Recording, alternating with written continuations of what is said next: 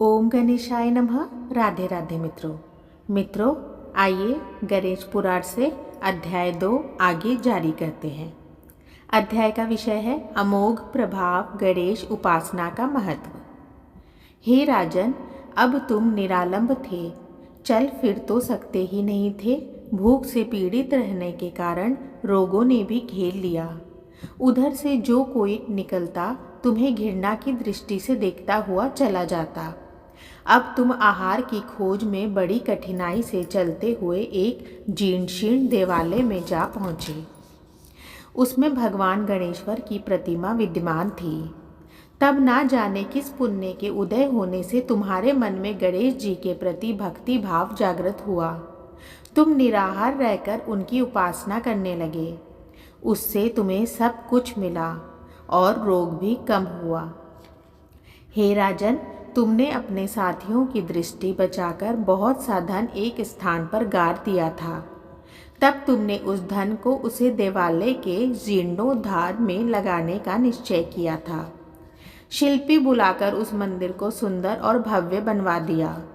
इस कारण कुख्याति सुख्याति में बदलने लगी। फिर यथावत समय तुम्हारी मृत्यु हुई। यमदूतों ने पकड़कर तुम्हें यमराज के समक्ष उपस्थित किया।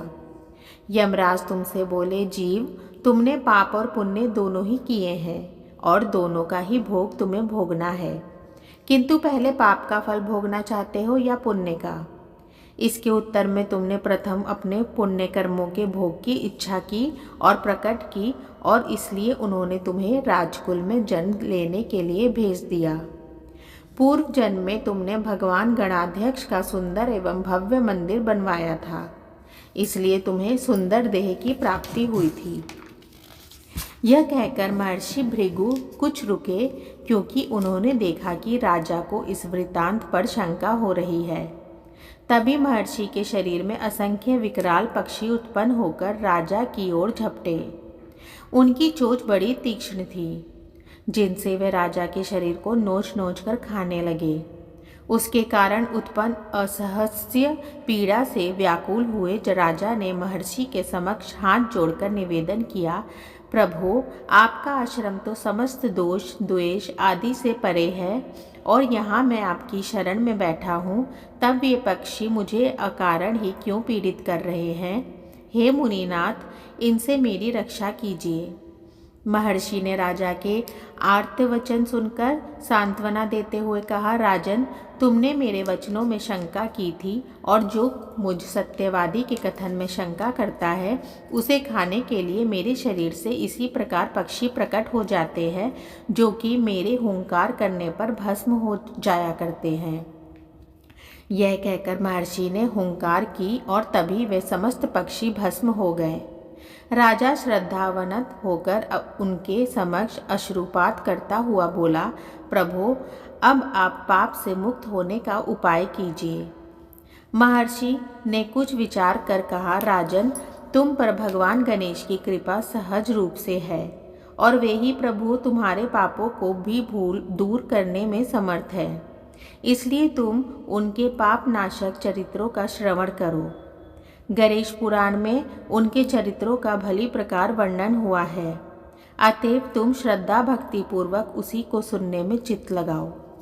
राजा ने प्रार्थना की, महामुने, मैंने गणेश पुराण का नाम भी आज तक नहीं सुना, तो उनके सुनने का सौभाग्य कैसे प्राप्त कर सकूंगा? हे नाथ, आपसे अधिक ज्ञानी और प्रकांड विद्वान और कौन हो सकता है? आप ही मुझ पर कृपा कीजिए। महर्षि ने राजा की दीनता देखकर उसके शरीर पर अपने कमंडलू का मंत्रपूत जल छिड़का। तभी राजा को एक छींक आई और नासिका से अत्यंत छोटा काले वर्ण का पुरुष बाहर निकल आया। देखते ही देखते वह बढ़ गया। उसके भयंकर रूप को देखकर राजा कुछ भयभीत हुआ, किंतु समस्त आश्रमवासी वहां से भाग गए।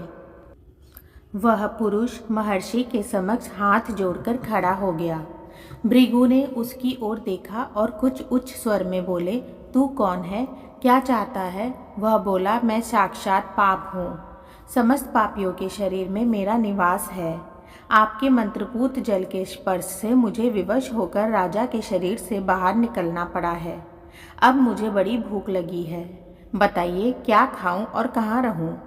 महर्षि बोले, तू उस आम के अवकाश स्थान में निवास कर और उसी के वृक्ष के पत्ते खाकर जीवन निर्वाह कर।